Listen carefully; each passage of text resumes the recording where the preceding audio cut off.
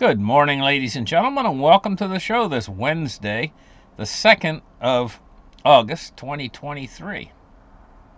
Thank you for tuning in. I'm glad to have you guys here. What do we got going on today? Well, Fitch has cut the USSA's credit rating. Fitch Rating Agency. Now, these rating agencies generally always follow in line with the other rating agencies, so we'll probably see it follow through with other rating agencies. So what Yellen said was, she said, well, Fitch's downgrade is based on outdated data, she said. Well, I don't think so, because the United States interest expense is $1 trillion now a year. That's 1,000 billion a year. It's big like the defense budget. This is not sustainable. Absolutely not sustainable. And they're going to raise rates higher? I don't think so. I think they're going to have... I don't think they can maintain this for a very long time. Or they're going to run the United States so deep into debt that it'll never ever get out. I mean, it's just going to be it's a total waste. So what's the net result of all this? Well, we just lost basically 33.3% of the dollar. One of the A's is gone.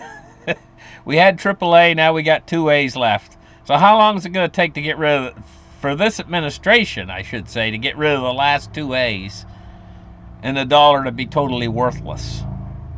Not long with the BRICS helping like they are. So anyway, now this is a second story. Just 2 stories that are big news today. That was one with the credit rating. Now this is another one. There is a possible, hasn't been verified yet, a superconductor breakthrough that could represent the biggest physics discovery of a lifetime.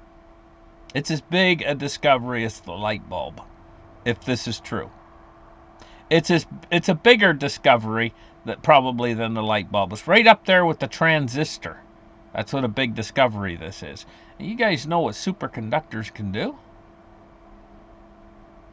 Generally, you have to put in some sort of physical property to make something become a superconductor. Generally, it has to be very cold in order for it to be a superconductor. But if you can get superconductors at room temperature, this is an amazing discovery, if it's true. It says scientists have claimed to make a breakthrough that would be one of the holy grails of modern physics. Experts have urged caution about the results. In recent days, many commentators have become excited by 2 papers claimed to be documents of the production of a new superconductor that works at room temperature and ambient pressure. See, this is the thing. Generally, it has to be super cold, and it has to be under some sort of a vacuum or something like that to have a superconductor. You can levitate things with superconductors. You can imagine a superconductor here that runs at room temperature and normal air pressures and everything. Imagine you wouldn't need tires on your car anymore. You have 4 superconductors underneath your car, and your car would be in constant state of levitation. Your furniture in your house, you imagine a dollar store, they'd have little superconductor pads. You put them underneath your couch, right? And just touch it with your couch with your finger and it'll float across the room. You know? Things like that. But then what it could be able to do for computers. Oh my gosh. Every little cell phone you have could be a quantum computer inside it, capable of breaking all the codes and everything else. I mean, this could be detrimental to the financial system because everything runs on numerical systems and quantum computing. If everybody had a quantum computer in their cell phone, I don't really know how in the end the system can actually function with the cryptography if every cell phone is a quantum computer. So this could get pretty weird. You know, we're in weird times. We entered in bizarre. I'll tell you guys when we entered into bizarro land was when we left 2019 and we entered into 2020. Things are bizarre now and getting worse. Anyway, let's take a look at this. Now, I don't fully understand the Fed's how it's integrated into the financial system. I don't fully understand the ins and outs of it, the repo market. But I do know that there's something going on with the repo market that's integral to other parts of the financial system right now. And I do know that the reverse repo hit a record at the start of this year of 2.554 trillion. Now, this is why I'm paying attention to this, even though I don't fully understand the ins and outs of it. I'm paying attention because this is, you ever heard the old saying, follow the money? This is the money. $2.5 trillion. I mean, this is the money. You know? So they hit a record of $2.54 trillion at the start of this year. But now let's take a look at the charts here. Now this right here is the interest on the reverse repo. And what you notice it's been taken, it was flat. It was flat forever. Flat, flat, flat, flat, flat. And then all of a sudden, it starts to take these stair steps up. It just looks like stair steps. Up, up, up, up, up. And now it's like here we go, you know, it's like 5.5%. And notice this last little jog up. The last little stair step.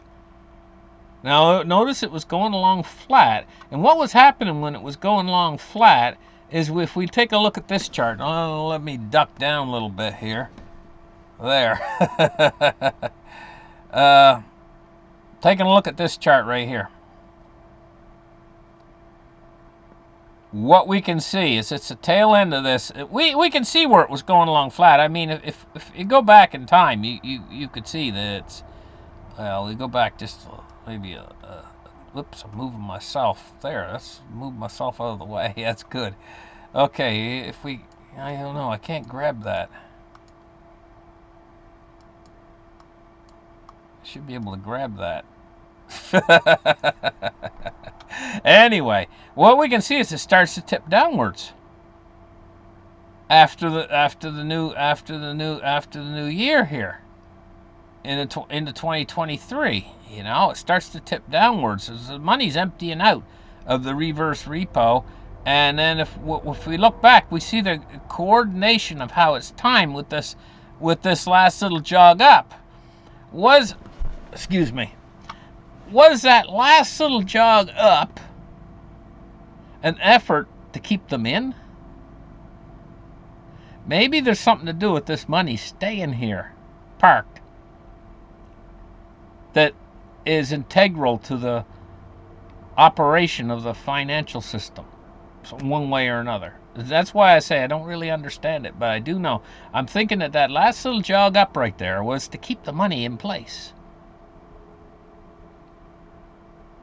The last little jog up in interest rate there. From 5.25 to 5.5? Anyway, maybe I shouldn't get so bogged down in this because I don't fully understand how it functions. But I do know it's a lot of money, and maybe I'm going to study into it and try to find out just what's going on with this. Anyway, let's take a look at the silver price today. And you know what? We've got another smash. We got another smash, 23.68. That's a big smash because we've been well over $24 for days, you know, and now this was a big smash right here. They're going to keep it up as long as they got a little bit of silver. As long as they can keep the silver retailers with in silver inventory, which they haven't run out of inventory, and as long as they can keep manufacturing production supplied with silver, they're going to keep up this, but they do have a huge deficit because the silver mines are producing, I think it's 850 million ounces a year, and it's well in excess of 1 billion ounces a year, the amount that they need to cover everything. So it's a deficit of hundreds of millions of ounces a year. Deficit. In other words, they don't have enough silver to go around. And so they must have a stockpile someplace, which they're drawing from.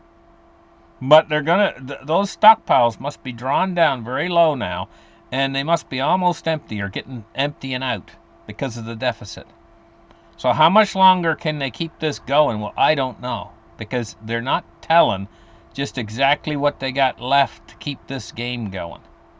But this game is so important because when this breaks, the financial system breaks. Silver is the Achilles heel of the world's financial system. It's the weak spot. Because if silver and gold break free, they're the only real money back in the whole world's financial system.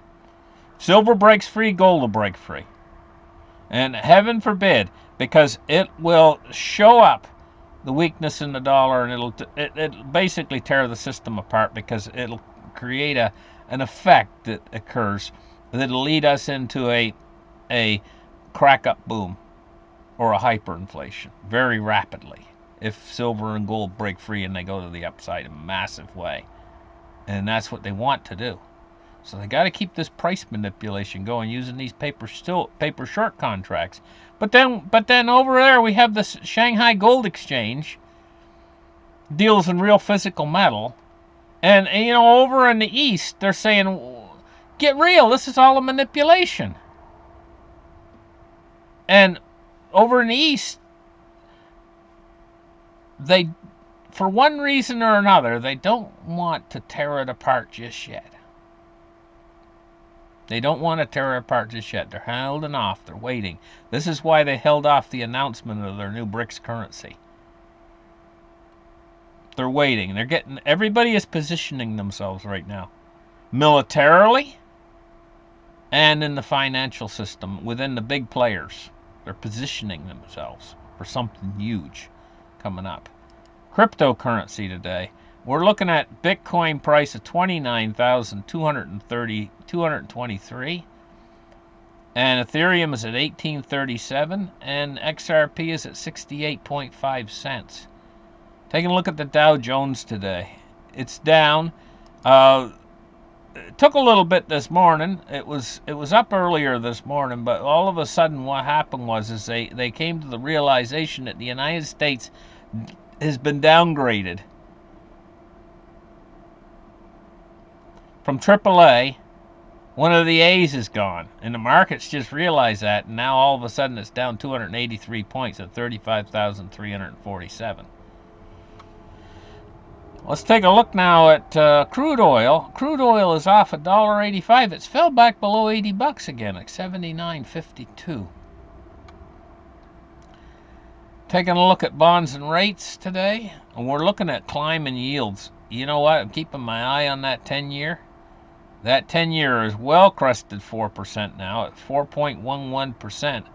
It's up 6.7 basis points, and the U.S. 30-year is at 4.19. It's up 9.4 basis points. I'll tell you, I really start watching that yield curve whenever the 10-year goes over 4%. Really watch it like a hawk. So the alert signals come on. Signaling red. Blink, blink, blink, red lights. Watch that 10-year. Now, at this point, it's breached 4%. It's at 4.11 and climbing. U.S. dollar index, 102.71. And the dollar's creeping upwards today as well. Thank you guys for listening to my show. Like and subscribe. You guys have a great afternoon. And we'll catch you guys in the next episode. Bye-bye.